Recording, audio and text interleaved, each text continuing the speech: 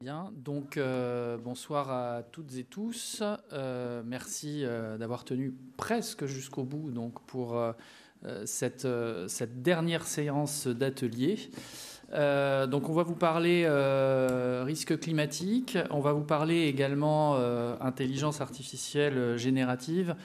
Peut-être juste pour se présenter tout d'abord, je vais laisser mes collègues se présenter. Bien, bonsoir à tous. Donc, je me présente, je suis Clémentine Dutreil, je travaille chez Allianz Assurance en tant que climatologue, plus spécialement spécialité physique de l'atmosphère.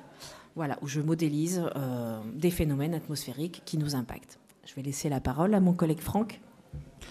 Bonjour à tous, donc Franck Chopin, je travaille aussi chez Allianz France, je suis le référent climatique, ce qui veut dire que pour tout ce qui est modélisation ou acculturation, c'est à mon équipe qu'on s'adresse en général chez Allianz France.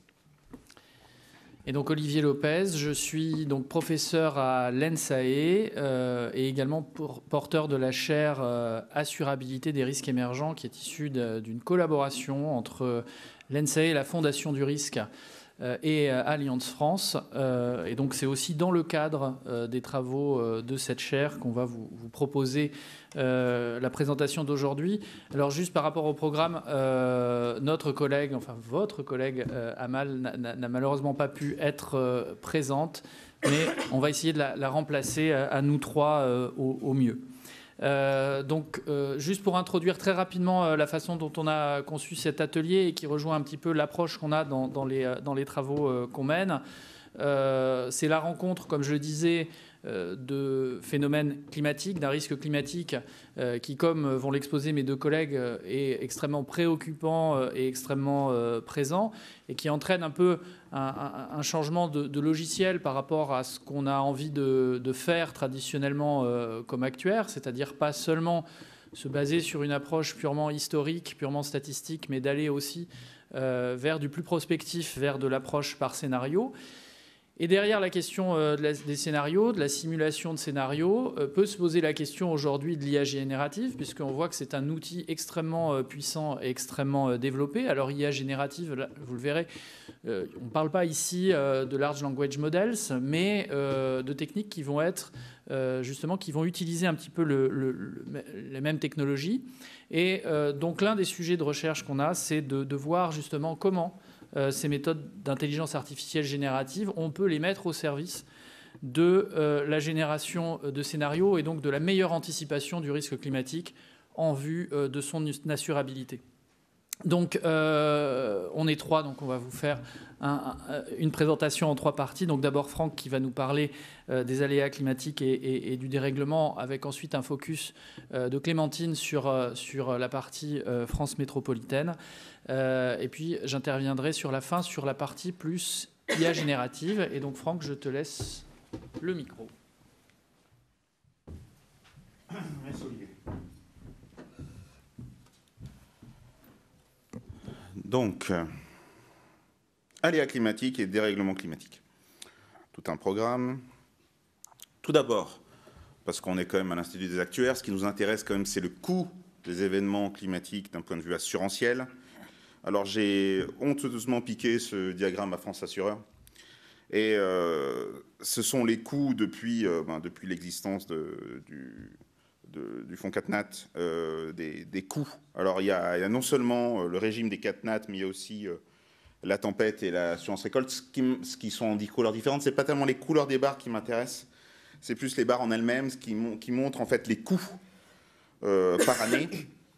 On voit qu'il y a certaines années qui sortent clairement du lot, notamment 1990 avec les trois tempêtes Daria, Viviane et Wiebke. L'année 99 qui est l'année record, avec les tempêtes Lothar et Martin, ou encore plus proche de nous, plus récemment, en 2022, avec notamment la sécheresse et la grêle. Mais ce que je veux aussi vous montrer, et que vous regardiez de façon plus précise, ce sont les disques rouges, où vous voyez la moyenne des coûts par décennie, en fait. Et on voit qu'on passe de 1,5 milliard d'euros dans les années 80, à 2,7, à 1,7, et maintenant, bon, la décennie est tronquée, mais on atteint, si on ne fait pas attention, les 6 milliards d'euros. Donc on voit qu'il y a un accroissant en fait, des coûts liés aux aléas climatiques. Alors il y a non seulement les aléas climatiques, on est d'accord, mais il y a aussi l'augmentation des valeurs assurées, la croissance du portefeuille. Mais on voit quand même qu'il y a une augmentation des coûts. Et cela se voit aussi dans notre passé récent. On a pu voir notamment en sécheresse les années 2003, l'année 2018, l'année 2022, qui sont vraiment des années records. 2023 est sévère, 2024, bon, ça marque une pause. Elle ne va pas être très sévère d'un point de vue sécheresse, mais en inondation, on a eu Alex en 2020, Bernd, pas en France, mais juste à côté en 2021. On en a parlé ce matin, les inondations de 2023 avec Yaran et Domingo. On a de gros événements. 2022, c'est l'année de tous les records, point de vue grêle. Elle est 3 fois plus importante que 2014, qui était l'année référence sur cet aléa-là. Et en fait, on pense que, même s'il n'y a pas de signe encore totalement évident sur la grêle, le dérèglement climatique a quand même un impact sur cet aléa-là. On a aussi vu les feux de forêt de 2022 qui laissent penser que les grands incendies qu'on a connus en Australie, aux États-Unis, sont aussi ou au Portugal, peuvent aussi se produire en France métropolitaine. Alors là, c'est le slide pour les climato-sceptiques. Ceux qui pensent que le réchauffement climatique, je ne pense pas qu'il y en ait dans la salle, est un hoax. Ce qu'on peut voir, ce sont les anomalies globales de température d'air de surface pendant la période par rapport à la période de référence des 1850-1900. C'est la période qui est utilisée par le GIEC, là, les 1,5 degré, 2 degrés des accords de Paris. En fait, c'est par rapport à cette période-là. Et ce qu'on peut voir, en fait, de bleu à rouge, ce sont les différentes décennies depuis les années 1850. Et on voit que clairement, eh bien, en fait, plus on est dans une période proche de nous, temporellement, plus on est vers le rouge et plus on dépasse le seuil des 1,5 degré. Je ne sais pas si vous voyez la souris, si vous la voyez. Il est là. Donc on a vu qu'en 2024, on a déjà dépassé le 1,5 degré plusieurs fois. Donc, ce réchauffement, à quoi est-il dû? Je vais juste faire un rapide rappel pour parler des gaz à effet de serre dont on entend de plus en plus parler dans les médias. Tout simplement, le système, c'est celui qui est décrit dans le schéma de gauche. C'est le soleil qui réchauffe la Terre, une partie des rayonnements solaires sont renvoyés dans l'espace, une autre partie sont absorbés par l'atmosphère et une dernière partie atteignent le sol. Et ensuite, la Terre réémet cette chaleur, mais les gaz à effet de serre l'emprisonnent en très grande partie, 95% des rayons sont conservés, et sont réémis vers la Terre, ce qui fait que ça se comporte un peu comme une cocotte minute à cuisson lente, et on se réchauffe petit à petit. Plus on a de gaz à effet de serre dans l'atmosphère, plus cet effet s'amplifie. Et ce que vous voyez à droite, c'est, alors j'ai oublié de mettre la référence, mais ça se retrouve facilement sur Internet, c'est les émissions mondiales de gaz à effet de serre en équivalent milliards de tonnes CO2. Et on voit que depuis les années 60, la courbe ne fait qu'augmenter. On peut voir qu'il y a une seule baisse réellement notable. Vous allez reconnaître l'année, c'était 2020. C'était le Covid. Et donc, plus on a de gaz à effet de serre, plus le réchauffement va se poursuivre. Alors là, c'est pour poursuivre un peu sur ce créneau-là. À gauche, vous avez la même courbe qui apparaît en rouge au niveau mondial et on voit les différents principaux contributeurs. On peut voir que la Chine est le contributeur numéro 1 avec 1/3 des émissions de gaz à effet de serre mondiales. Alors, ce serait très facile de leur jeter la pierre. Mais en fait, pourquoi est-ce qu'ils produisent autant de gaz à effet de serre? C'est parce que c'est l'usine du monde. Et pour qui est-ce qu'ils produisent? Pour nous. Donc, en fait, même si les émissions de gaz à effet de serre de la France, ce n'est que 1% des émissions mondiales, Notre responsabilité aussi à la France, elle est un peu plus élevée que ça. Et les autres pays aussi occidentaux ont aussi leur part. Pourquoi est-ce que les émissions de gaz à effet de serre augmentent ? Tout simplement parce que... Alors, j'ai mis quelques causes à droite. Je n'ai pas la prétention d'être exhaustif. Et mais la première raison, c'est la compétition économique mondiale. Produire classiquement un outil, une chaise, un tabouret, un stylo, coûte toujours beaucoup moins cher si on se base sur une production dite classique que si on se base sur une économie bas carbone. Ça peut aller du simple au triple. Donc, si on veut être économiquement compétitif vis-à-vis de nos concurrents, on a intérêt à continuer avec le même moule, avec le même modèle. Et tant qu'on n'a pas une décision commune au niveau international, ça ne bougera pas énormément. Ensuite, la deuxième raison que j'ai notée, c'est l'agenda politique, qui est très différent de l'agenda climatique. Quelque chose que je n'ai pas précisé, c'est que si demain, on arrêtait totalement nos émissions de gaz à effet de serre, par un coup de baguette magique, on s'arrêtait totalement, l'effet que ça aurait sur le dérèglement climatique serait perceptible dans à peu près 25 ans, 25 à 30 ans. Pour l'instant, on est sur une pente, on avance, et les gaz à effet de serre qui sont déjà dans l'atmosphère resteront sur place, resteront en effet pendant encore 25 à 30 ans. Et ensuite, il y a les crises multiples, que j'en ai cité quelques-unes, hein, la crise financière mondiale de 2007, la crise du Covid, où en fait les gens avaient plus d'intérêt en fait à se centraliser sur le sanitaire que le bas carbone, et en fait c'est totalement compréhensible. Donc il fallait mieux, on ne savait même pas si la société telle qu'on la connaissait allait perdurer.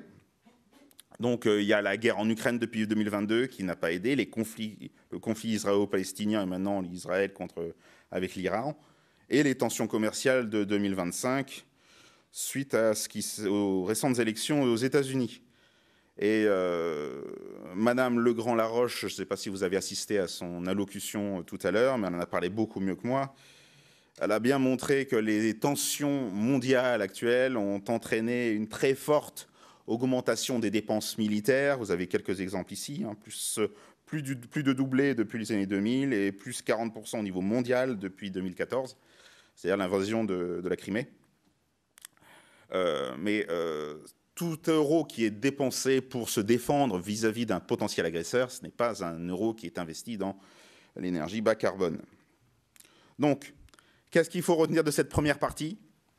Que 2024, c'est l'année la plus chaude jamais enregistrée, avec une température supérieure d'environ 1,5 degré par rapport à la période de référence, ce qui était le seuil bas des accords de Paris. Les montants des dommages vont considérablement augmenter d'ici 2050. Vous avez vu quelques présentations à ce sujet. C'est indéniable.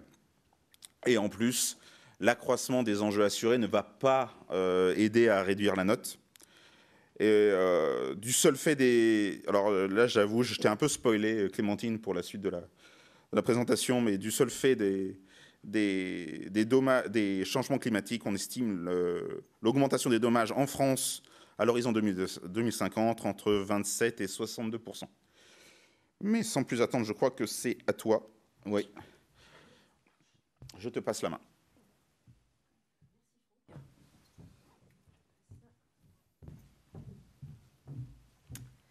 Alors, attendez, je baisse un peu le micro. Voilà. Donc, pour cette seconde partie, pardon, excusez-moi, ça va être compliqué, mais je vais essayer de faire au mieux. On va parler des aléas climatiques qui touchent la France métropolitaine en particulier. On va zoomer un petit peu. Donc, alors tout d'abord, je voulais vous parler des climats en France. La France, à l'échelle mondiale, à l'échelle planétaire, c'est vraiment un tout petit pays, finalement, mais qui comporte quand même beaucoup de climats. Donc, c'est 4 catégories de grands climats et 7 climats sous-climats. Et pourquoi ? Du coup, parce que géographiquement, la France se trouve à peu près au milieu de l'hémisphère nord. Il y a d'autres critères qui font que les climats sont variés. Pardon. Il y a une exposition à 2 mers, donc l'océan Atlantique et la mer Méditerranée. mine de rien, ça fait 2 façades quand même. Donc le climat est adouci, enfin, il était adouci par le Gulf Stream. Donc là, je dis était parce que bon, pour l'instant, il y a quand même des incertitudes à ce niveau-là. Et du coup, bon, on risque d'aller vers des climats un petit peu plus extrêmes. S'il y a plus cet adoucissement du Gulf Stream, on va avoir un climat un petit peu plus tout ou rien, comme on commence déjà à le percevoir depuis ces dernières années. On bénéficie aussi d'un bon relief montagneux, donc ça varie un petit peu les plaisirs, et des reliefs de plaine. Donc tout ça fait qu'il y a beaucoup de climat. Et qui dit beaucoup de climat, dit beaucoup d'aléas différents, forcément. Donc, le premier, celui à lequel on pense de suite, c'est les inondations. Donc, je ne vais pas rentrer dans le détail des inondations par ruissellement ou par débordement, c'est des inondations en général. Pardon, excusez-moi, c'est pas facile. On va gérer. Donc, la France, c'est 500 000 km de rivières sur tout le territoire.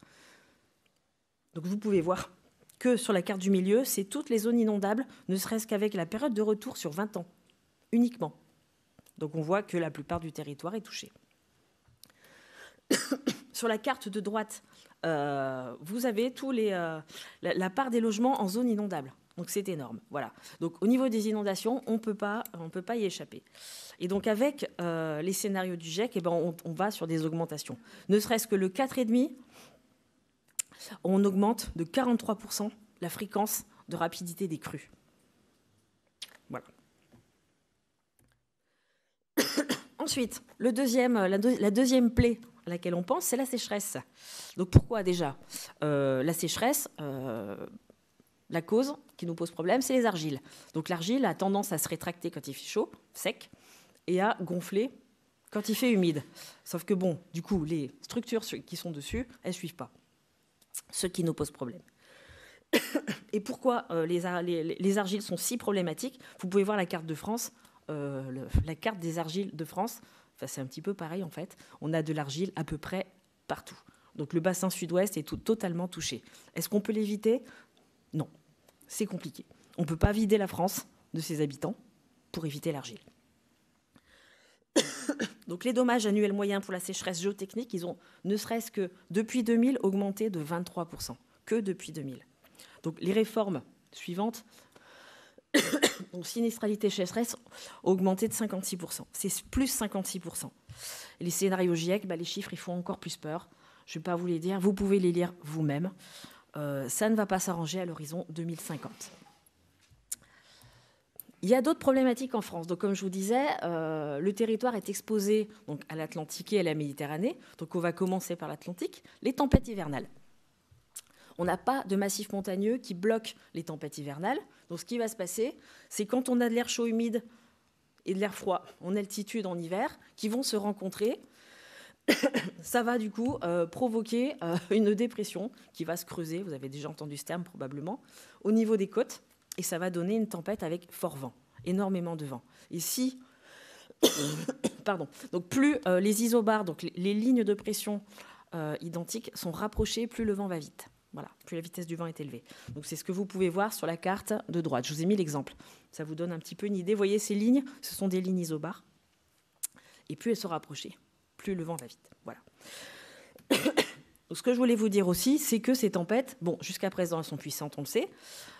Sauf que, 1 degré de plus dans l'atmosphère, on vous l'a déjà peut-être dit, c'est 7% d'humidité en plus. Je vous dirai pourquoi tout à l'heure. Du coup, un des moteurs des tempêtes, c'est l'humidité. Vous faites une petite règle 3 très rapide dans votre tête et vous allez comprendre que c'est un problème pour l'augmentation de l'intensité des tempêtes. Mais ces tempêtes-là, elles n'apportent pas que du vent, mais aussi des vagues de submersion. Alors le problème, c'est que ces vagues de submersion, elles étaient déjà conséquentes, mais avec la montée des hausses des océans, la montée des eaux des océans, du coup, ça rajoute un critère supplémentaire.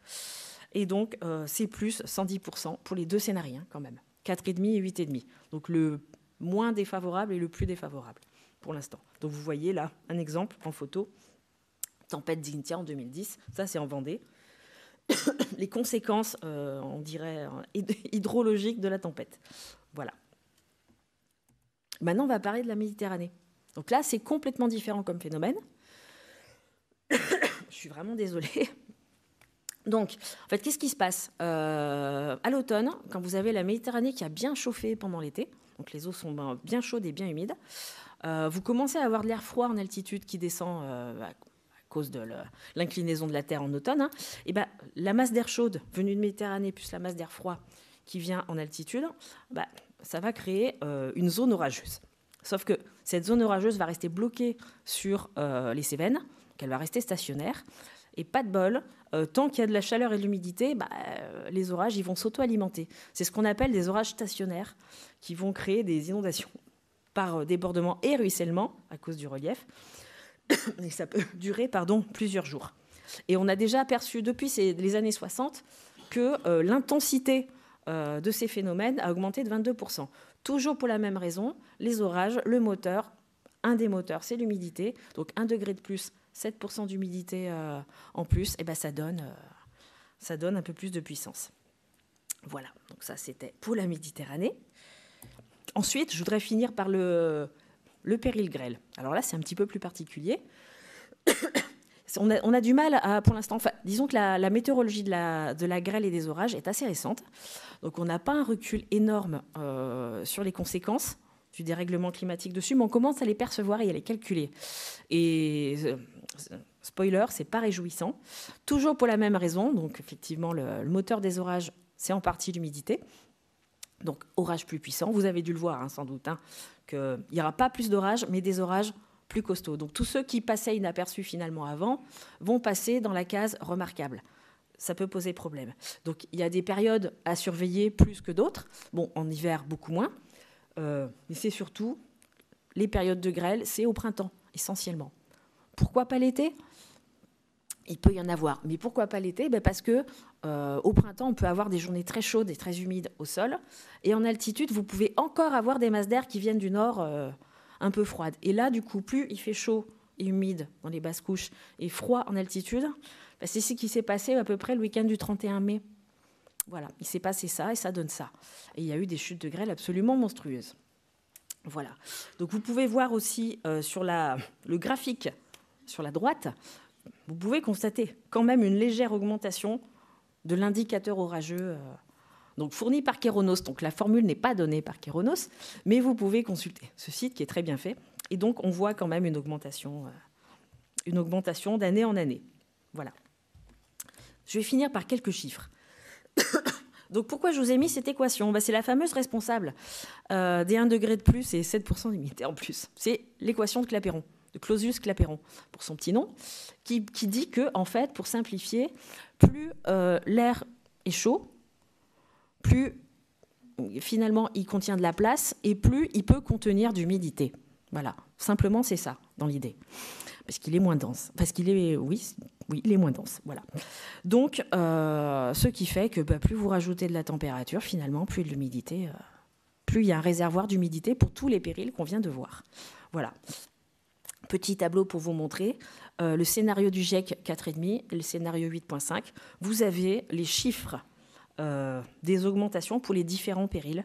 Voilà. Donc, c'est pas très joyeux pour clôturer mon intervention, mais c'est une réalité. Voilà. Je vous remercie. Et je vais passer la parole à Olivier. Et vraiment désolée pour Matou.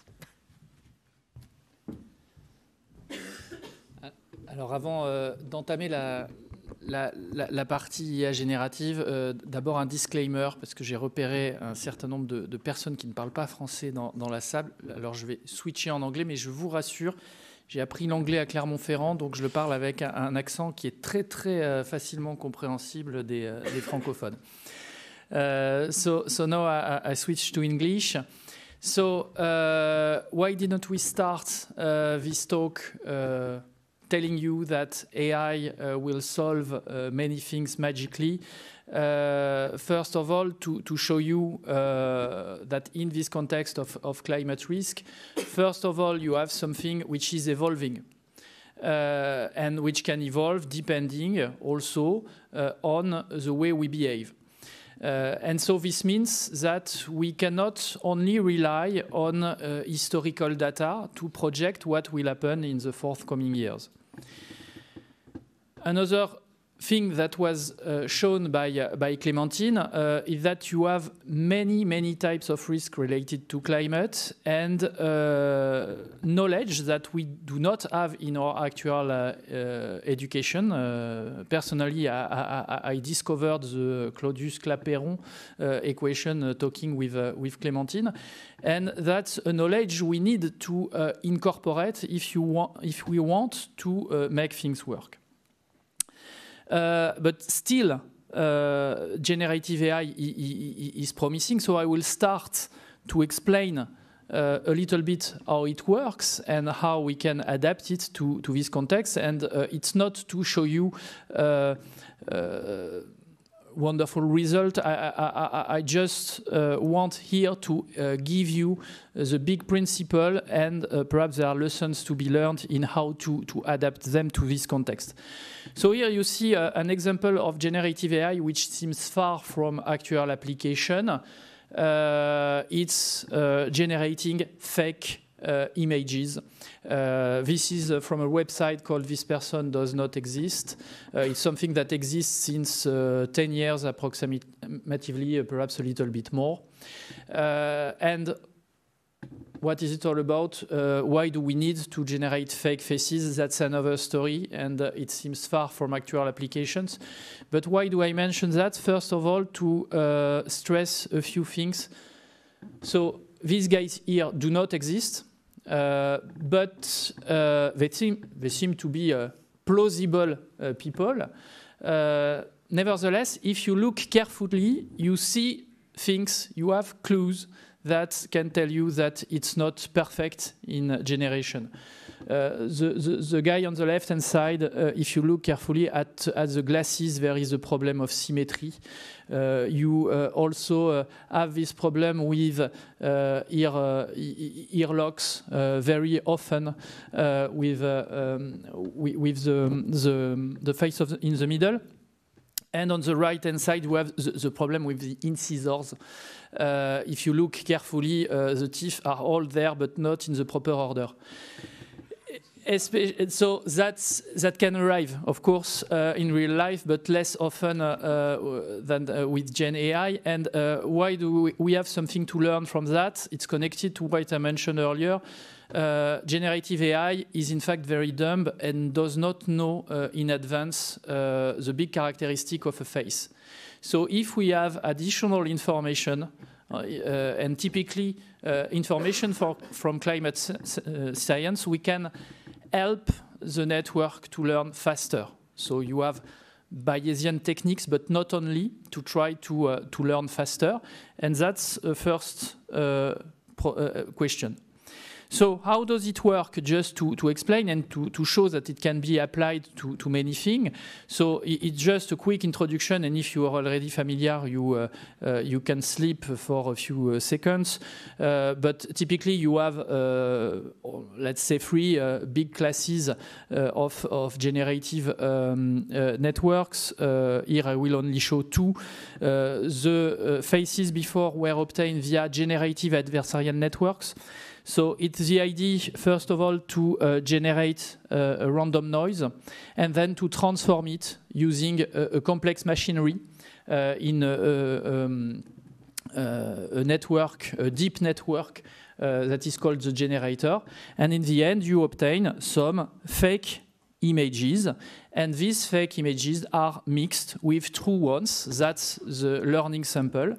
And when you put all of that into a second network, which is called the critic, then the role of the critic is to determine if the images are fake or not. And the two networks learn in an adversarial way. The critic tends to be better to detect fake images, and on the other side, this means that the generator should be better in fooling the critic. And that's this competition between the two that allows to create this simulation of fake images. Very briefly, and just also to say that it's really also connected to things that are actually actual mathematics. You also have another class of models, the diffusion models, in which you have the opposite situation. So the dog here on the left is real, at least that I'm not completely sure because the hair cut is a bit weird, but it should be a real one. And then you disturb the picture until you have something that is pure noise. And the thing with diffusion models is to try to reverse this transformation for many images from a data sample. And here you see mathematics that are really close to, that use tools from stochastic calculus that can be used to train this kind of networks. So formally, why is it interesting? Because generative AI, typically, it's a way to simulate distributions. So here we have many examples, fancy examples with images with text, but a loss variable typically could be simulated using generative AI. So typically the idea is really to simulate that. This can be multivariate. In climate risk, the idea is typically to try to generate a map of France in 10, 20 years and to see what will happen. And if you compare to the classical situation where you fit generalized linear models and then you use these generalized linear models to simulate, what is the idea? The idea is that we can capture more complex phenomena, and so this means that we are able to explore situations that we would not see without some hint and without this flexibility of the network. With a drawback, of course, you always have the risk to have some hallucination. But the idea is that this should allow you to generate more complex things. The problem is that if you look at that, typically the size of the learning samples that you need to have to achieve that, it's a few million observations at least. And so in insurance, the problem is that we are dealing with phenomena that are rare, that are also evolving, so there is a question of obsolescence of the database. And so the question is, can we help the network to learn faster? We have a first clue, which is related to all that climate science can bring to us in order to accelerate the learning. But I wanted also to stress some field in which you see many contributions right now, and that is really very much connected with actuarial mathematics. So first of all, so I'll go back to that. I'll go first at the question of accelerating the learning. The idea is that when you are dealing with catastrophes, you sometimes have clues about the type of distribution that you are looking at. Typically, if you remember your course of extreme value theory, you know that you are very often dealing with Pareto type variables, and you have also theoretical results that explain you why it is legitimate in some contexts to look into this direction. Then what you see recently, here I mentioned a reference, but you have also some more recent. I mentioned this one because there is actually an actuary who was in the list, Emmanuel Gobet. So it's a way to respect the brand. And what is the idea? The idea is, in fact, on the right-hand side, but to be honest, this graph is essentially here to be fancy and colorful. But the lesson to be learned, typically from this type of publication, is that you can incorporate this information and deduce relatively simply a structure of the network which is adapted to the fact that you are looking at heavy-tail random variables. So you change a little bit the structure of the network. You do not compute one completely randomly. And from this knowledge that you get from traditional actuarial mathematics, you can have a network which is much, much, much smaller than the ones that you would need if you did not know that in advance. So I will skip this slide, which is also to explain that, in fact, you have more complex phenomena, especially the question of dependence between risk and between extremes, in which you can also use things about the structure of the distribution.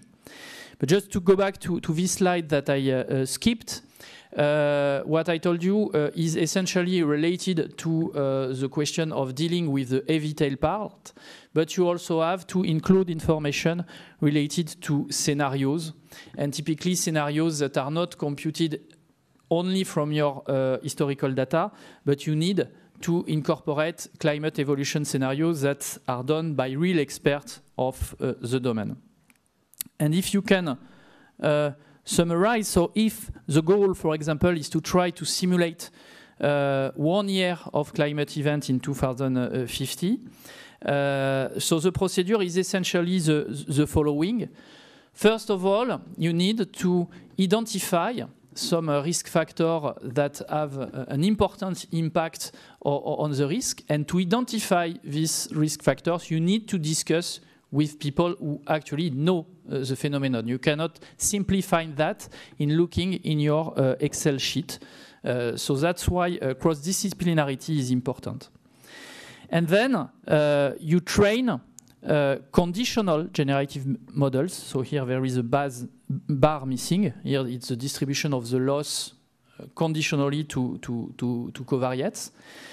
And then you use, so the idea is that these variables need also to be projected from climate scenarios, and combining the evolution of the Z, of the risk factors, and the part of the generative model that is trained from historical data, you can obtain a projection.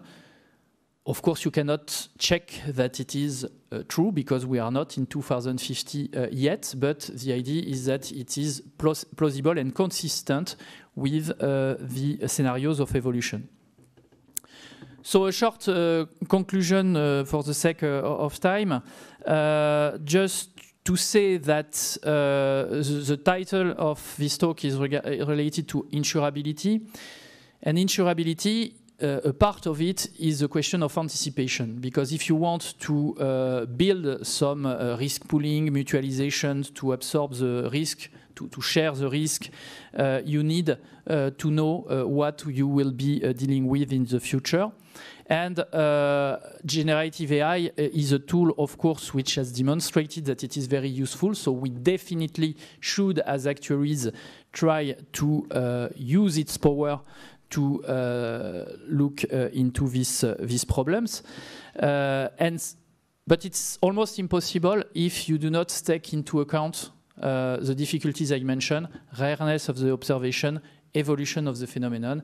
And so the idea is to mix what you learn from theory and how you can use that to make a structure of the network which is adapted to this heavy tail context, and also this prospective dimension.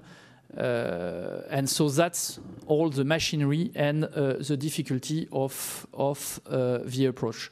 But perhaps just to finish in one sentence, you see the particular role of actuaries in this field, because if you look at what is done usually in generative AI, if you are Google, for example, you are not necessarily interested in extreme events as we as actuaries. In the sense that we look at very high value at risk. So we have in our culture the ability to deal with these high quantiles.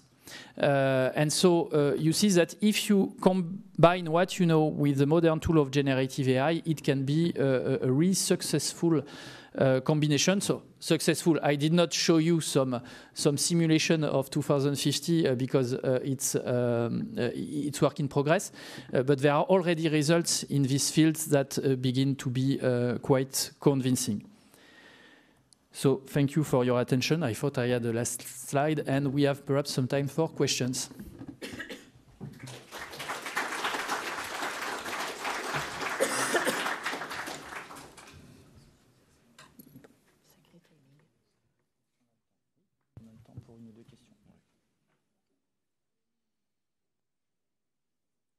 think we killed them.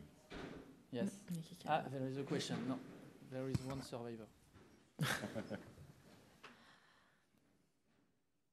Bonjour, merci pour cette présentation.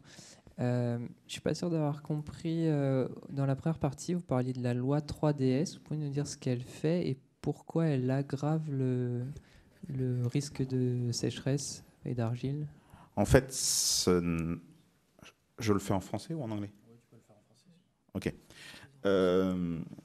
La loi 3DS, elle n'aggrave pas en soi. C'est la règle pour la qui va utiliser la commission interministérielle pour déterminer si une commune est ou non en état de catastrophe naturelle a changé. Et donc, avant, on avait un indicateur qui était mensuel, enfin, moyenné sur 3 mois, mais qui était mensuel. Maintenant, c'est un indicateur qui est annuel.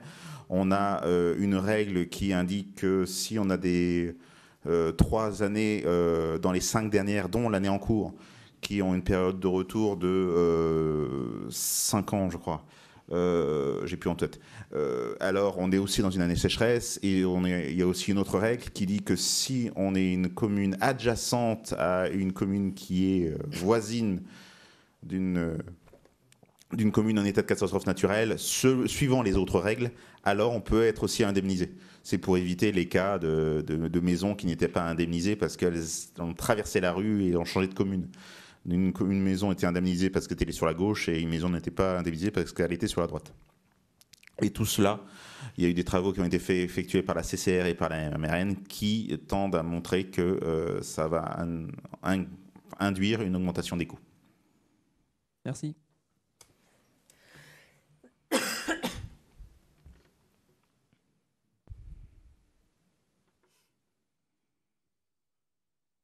Anything else?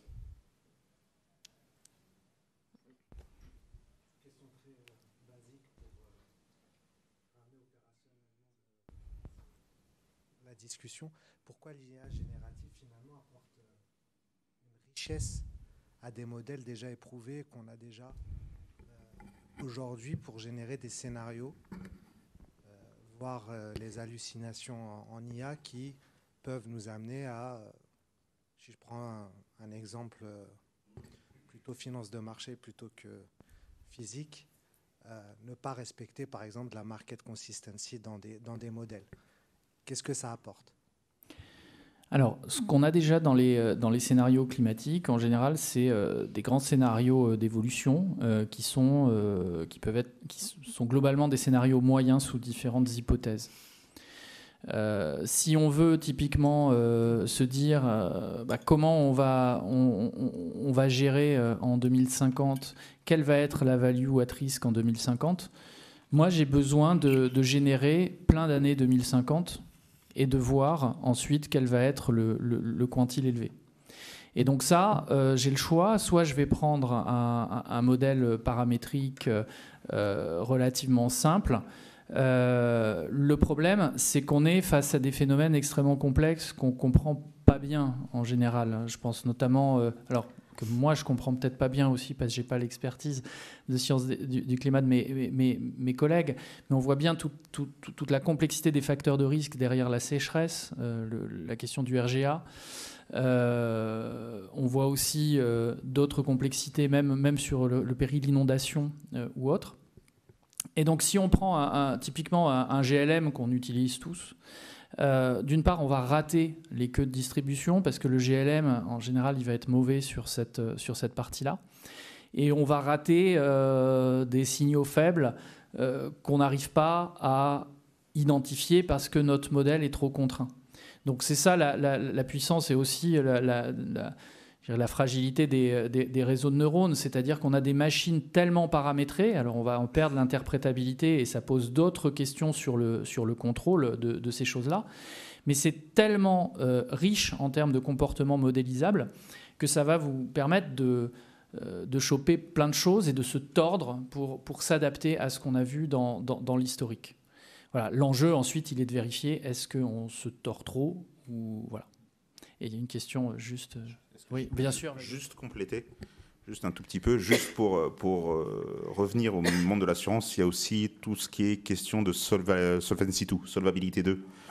On a besoin d'avoir des modèles probabilistes qui permettent d'identifier la decentenale d'un événement, par exemple sécheresse ou d'autres. Et pour cela, on a besoin d'avoir assez d'événements possibles. Dans un modèle probabiliste, on doit définir tous les événements possibles qui peuvent arriver sur un territoire pour pouvoir être statistiquement, avoir une decentenale représentée un assez grand nombre de fois pour ne pas avoir un résultat complètement folklorique et qui reste cohérent.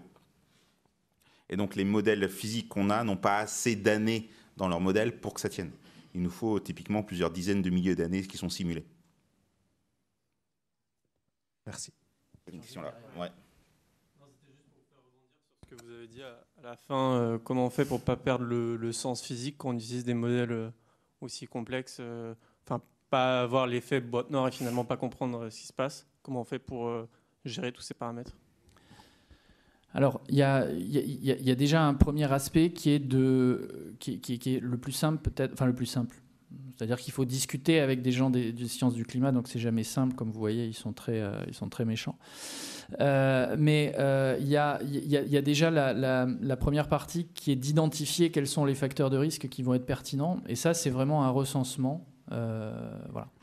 La deuxième chose, ça je ne l'ai pas du tout présenté, mais il peut y avoir un aspect bayésien. Donc c'est-à-dire qu'on va renforcer, on s'attend à avoir un certain nombre de phénomènes et on va un peu forcer le modèle en utilisant notre a priori pour qu'il aille dans la direction qu'on veut. Et c'est là qu'il y a un point où il me faudrait un exposé de plus pour le raconter précisément. C'est comment on traduit une expertise qui est parfois non structurée, en tout cas pas structurée de façon quantitative aussi facilement que nous, ce qu'on a l'habitude d'utiliser comme actuaire, comment on traduit cette expertise en a priori bayésien. Une fois que c'est fait, on le plug assez facilement dans la machinerie. Maintenant, on a quand même toujours cette question du contrôle qui touche aussi des questions d'IA interprétables et autres. C'est-à-dire bien entendu, on est prêt pour aller là-dedans. Ça veut dire quand même qu'on est prêt à sacrifier une partie de l'interprétabilité au prix de la flexibilité et d'être capable d'avoir des modèles qui capturent des choses complexes. Il y a une question devant, je crois. Ah, il y avait une question à droite aussi. Madame, je crois.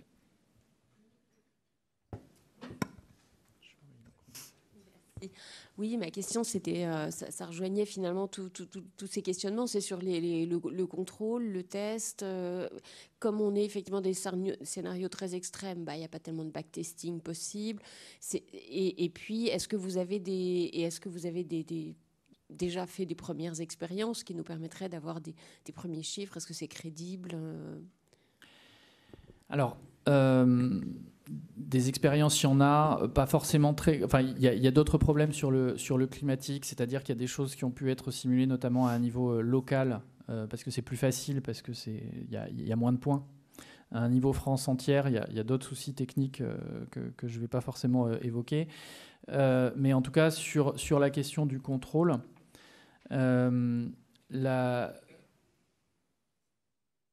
d'une part, c'est un champ qui est ouvert sur la partie interprétabilité, mais il y a quand même une règle d'or qui est de regarder plusieurs modèles et de regarder plusieurs approches et de regarder leur cohérence. Et on n'a pas beaucoup d'autres solutions dans ce cas-là. L'objectif n'est pas non plus de reproduire exactement ce qui va se passer en 2050. En revanche, c'est d'avoir quand même des ordres de grandeur. Donc c'est là... puisque de toute façon, il va y avoir aussi potentiellement une adaptation. Donc c'est là l'équilibre à trouver. Mais en général, ma recommandation à moi, c'est pas de rester sur une seule approche. Et il y en a d'ailleurs, ne serait-ce que dans l'IA générative associée aux extrêmes, il y a différentes stratégies pour entraîner correctement le réseau. Il y en a d'autres qui vont sortir très, très prochainement. Donc ça fait par exemple plusieurs points de comparaison. Il y avait une question par... Ah, il y en a une là, Thibaut, et une là. Je crois qu'il s'était levé avant de ce côté. Merci beaucoup. Oui, déjà, merci beaucoup pour l'exposé, c'est très intéressant. J'ai une question par rapport à la définition de l'IA générative, par rapport à l'IA prédictive type réseau de neurones comment est-ce que vous faites la différence dans la nomination entre ces deux IA? Parce qu'on pourrait faire des prédictions. Très bien, on pourrait s'imaginer un réseau de neurones qui ait un peu la même structure et qui fasse des prédictions sur 50 ans. Quel est fondamentalement, est-ce que c'est dans la méthodologie que vous faites la différence ou est-ce que c'est plus quelque chose de juste une nomination pour préciser qu'on est sur de la génération et qu'on n'est pas sur de la prédiction, ou c'est vraiment fondamental dans le modèle? C'est la tâche en fait, c'est-à-dire qu'on va, on va d'abord simuler du bruit et ensuite transformer du bruit. C'est différent que de donner des inputs pour essayer de prédire quelque chose. Donc c'est là où se situe essentiellement la différence. L'autre endroit où on le voit, pour faire court, c'est aussi dans la fonction de perte qui est utilisée pour entraîner le réseau. C'est-à-dire que quand vous êtes dans une logique prédictive, vous allez avoir un learning sample avec des caractéristiques et des choses à prédire, et vous allez voir si vous allez juger la qualité de votre réseau sur, je lui donne des nouveaux inputs, est-ce qu'il est capable de me prédire correctement ce qui va se passer, et on regarde la différence entre les deux. Là, on va regarder grosso modo la distance entre la distribution qui est construite par le réseau générateur et la distribution d'apprentissage. C'est là que se situent les choses. Donc, vous voyez, on n'est pas du tout dans une métrique où on regarde est-ce qu'on a réussi à prédire ou pas, c'est on regarde la distribution des fake images versus la distribution des vrais. Quoi. Voilà, en très court. Très clair, merci. Et donc Thibaut avait une question. Peut-être dire que ce sera la dernière question parce que sinon on va rater la conférence de clôture. Alors merci, bonsoir également. Alors c'est remarques et questions. Tout d'abord, le périmètre, je trouve ça très passionnant, ce qui est parti chez vous comme recherche déjà. Le périmètre, donc on est sur plutôt de la donnée d'observation ou plutôt de la réanalyse. Si c'est de la réanalyse, est-ce qu'on sait très bien que, donc j'entends, ça a été abordé sur la question des points, la réanalyse, on sait très bien qu'il peut y avoir un biais ou un écart entre la réalité et la réanalyse. Est-ce que ça, c'est envisagé d'être traité dans les recherches? Générer des extrêmes ou des événements extrêmes en fonction de ce qui est prévu là, ça va aussi poser des questions de la période de retour ou de la gravité de l'événement. Donc, est-ce qu'il y a aussi prévu des choses là-dessus? Parce que l'IA va permettre de générer en masse des choses. Néanmoins, est-ce qu'on est sur une équiprobabilité de tous les scénarios ou non? Est-ce que c'est une vraie problématique qu'on a en modélisation sur cette thématique-là? Comment est-ce que quand je construis mon catalogue, j'affecte une probabilité d'occurrence qui va permettre de construire les pertes? Voilà un petit peu des questions ouvertes. Ouais, alors très brièvement. Alors sur les données d'apprentissage en question, l'idée c'est d'avoir des données d'expérience sur lesquelles on sait ce qui a été réalisé ou pas. Donc ensuite, bien sûr, s'il y a un problème sur l'évaluation à ce niveau-là, les données sont frelatées et ça peut poser un certain nombre de soucis. Ensuite, sur l'aspect extrême, l'idée c'est bien d'être capable de simuler des périodes de retour assez élevées en utilisant cette capacité qu'on a en théorie des valeurs extrêmes à extrapoler au-delà de ce qu'on a vu, à utiliser en fait les dernières observations pour tirer pas simplement une droite, mais justement avoir des arguments scientifiques pour prolonger ce qui va se passer. Et donc c'est ça qui permet de simuler sur des quantiles extrêmement élevés. Et c'est uniquement en utilisant une structure qui est adaptée à ces choses-là, parce que sinon, déjà pour simuler des visages qui sont à peu près plausibles, il faut des millions d'observations. Si je veux simuler quelque chose d'aussi complexe que ce dont on parle, là, ça va être encore plus. Voilà en très bref. Alors, je vous propose d'autorité de clore les questions. Merci à toutes et tous d'être restés jusqu'au bout.